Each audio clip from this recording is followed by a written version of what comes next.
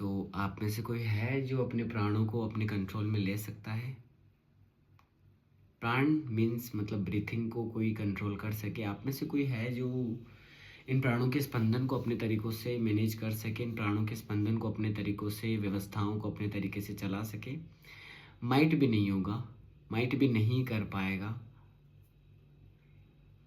तो देखिए, जब आपके जन्म से ये प्राण आपके साथ में हैं, आपके मृत्यु के एंड स्टेज तक ये आपके साथ रहने वाले हैं, और फिर भी इन सभी के ऊपर आपका अगर कंट्रोल नहीं है, तो फिर बाकी चीज़ों पे आप कंट्रोल क्यों करना चाहते हैं?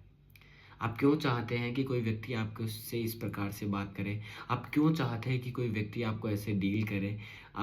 लोग आपके साथ सहजता दिखाएं, दिखानी चाहिए, लेकिन आपकी चाहत क्यों है उनके प्रति?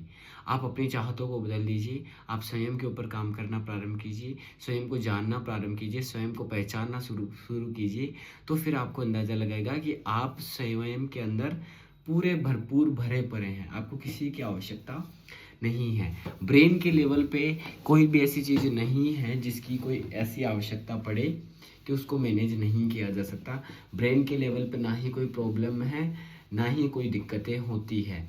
अगर मान लीजिए फॉर एग्जांपल, अगर आपने कोई अच्छे स्वीट खाना अगर आपको पसंद है, एग्जांपल के लिए कि आपको कोई बहुत अच्छी स्वीट लगती है जिसको खाना, चॉकलेट खाना, ये एक ऐसी आदत है जिसको आपने अपना लिया।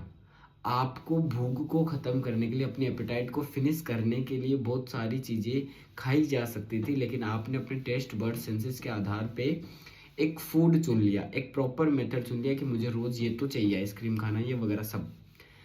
अब अगर आपको एक ऐसी अवस्था में आप पहुँचे जहाँ पे आपको ना आइसक्रीम मिल रही है, ना कोई और फूड मिल रहा है, या तो आपके पास है कि आपको सूखा खा के अपना जीवन गुजारना पड़ेगा, या फिर आपको कुछ और मिलने वाला नहीं, तो उस वक्त आप फंस जाएंगे। उस वक्त आपके जीवन का सबसे बड़ा बेकार दौर आपके सामने से गुजर रहा होगा कि ये मैंने क्या कर दिया, यहाँ मेरे से कैसे गड़बड़ी हो गई, अब तो मैं फंस गया। इस मूवमेंट में आप स्वयं को फंसा हुआ पाएंगे, इस मूवमेंट में वो आपको भाएगा भी नहीं।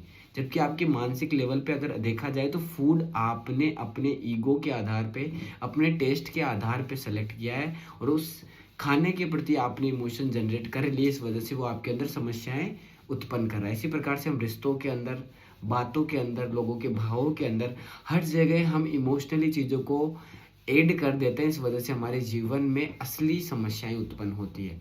तो योग के मार्ग में जब ये समस्याएं उत्पन्न होती है और एक योगी उन समस्याओं से स्वयं को जूझता हुआ पाता है, तो धीरे धीरे उसके अंदर वैराग्य की भावना उत्पन्न होती है। उसको पता चल रहा होता है कि आसपास में चल रहा अजीब सा कुछ चल रहा है, इसकी वजह से उसके अंदर मुमुक्षुत्व की भावनाएं उत्पन्न होती है कि वो स्वयं को जानने के लिए पहली बार बाहर निकलता है। तो जहाँ से वो स्वयं को जानने के लिए बाहर निकलता है, वहाँ से पहली बार उत्पत्ति होती है एक विशेष की, एक विशेष ऐसे अनुभव की, एक विशेष ऐसी अवस्था की, जिसको हम योग के माध्यम से निधिध्यासन के रूप में पढ़ते हैं। निधिध्यासन का मतलब होता है स्वयं का अध्ययन करना, स्वयं के बारे में जानना। तो एक वैराग्य भरा हुआ व्यक्ति, जो वैराग्य से भर जाएगा, वो हर एक चीज़ को जानना चाहेगा। वो इस प्रकृति के साथ होके अपने एग्जिस्टेंस की वैल्यूज़ को समझते हुए अपने पर्पस ऑफ लाइफ को आइडेंटिफाई करना चाहेगा, और यही एकमात्र जीवन का सबसे बड़ा लक्ष्य होना चाहिए। इसी लक्ष्य के आधार पे आपको वो सभी चीज़ें मिल जाएगी जो आपको अपने जीवन में चाहिए। थैंक यू सो मच अनुशासन में बने रहने के लिए, ये वीडियो देखने के लिए।